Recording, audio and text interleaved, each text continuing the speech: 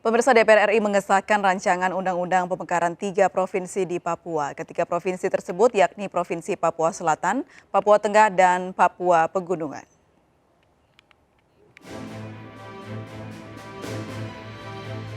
Tujuan pemekaran Provinsi Papua merujuk pasal 93 Peraturan Pemerintah tahun 2021 tentang kewenangan dan kelembagaan pelaksanaan otonomi khusus Provinsi Papua.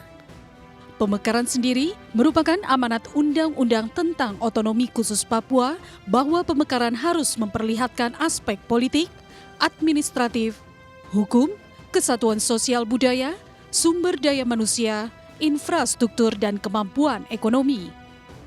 Pemekaran ditujukan untuk mempercepat dan pemerataan pembangunan, mempercepat pelayanan publik, mempercepat kesejahteraan, dan mengangkat harkat dan martabat masyarakat Papua.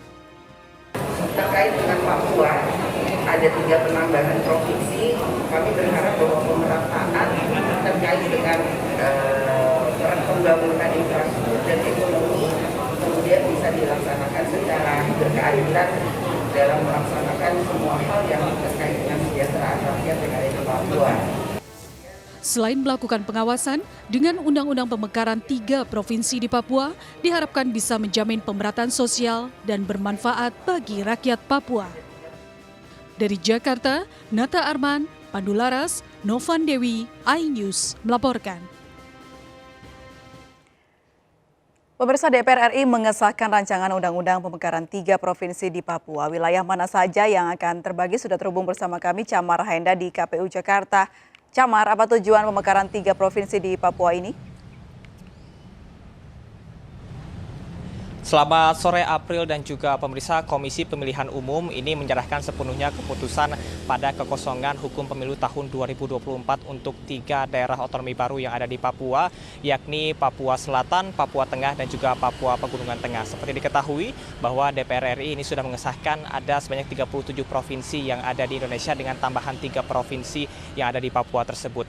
Terdapat 2 skema April dan juga pemirsa dalam imbas dari adanya aturan ini, di mana pemerintah ini dapat merevisi Undang-Undang Nomor 7 Tahun 2017 terkait dengan pemilu, ataupun pemerintah ini juga dapat mengeluarkan ataupun mengesahkan dari peraturan pemerintah pengganti undang-undang terkait dengan pemilu.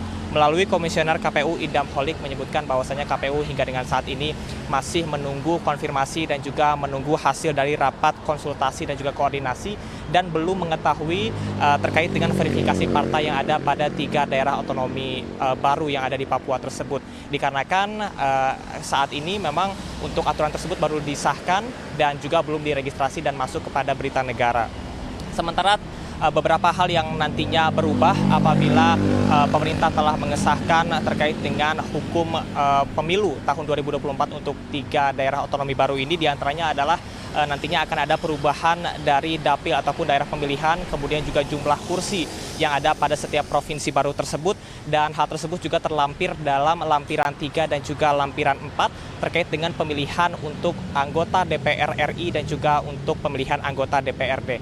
Seperti diketahui DPR ini memang sudah resmi menambahkan 3 provinsi baru di Papua, yakni Papua Selatan, Papua Tengah, dan juga Papua Pegunungan Tengah berdasarkan hasil rapat paripurna 30 Juni 2022.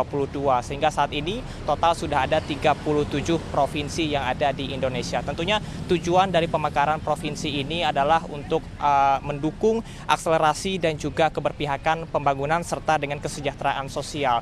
Sejumlah kritik dan juga saran juga disampaikan oleh para konsultan, kemudian juga para pengamat politik dan juga sosial, bahwasanya pemerintah Indonesia ini tidak boleh abai dan juga tidak boleh meninggalkan pendekatan dari sosial politik, dikarenakan apabila kita melihat kepada suasana, situasi dan kondisi di Papua sendiri, April dan juga pemirsa, ini masih ada dalam gejolak, kemudian juga masih ada gerakan separatisme yang dapat memecah belah persatuan Indonesia. Kemudian juga tentunya kita sama-sama berharap bahwasanya dengan adanya pembakaran ini dapat menciptakan akselerasi pembangunan dan juga dapat menciptakan kesejahteraan bagi masyarakat yang ada di Papua. Sementara demikian, April, kembali ke Anda di studio. Terima kasih Camar Haenda melaporkan langsung dari Kantor Pusat Pemilihan Umum Jakarta. Selamat bertugas kembali.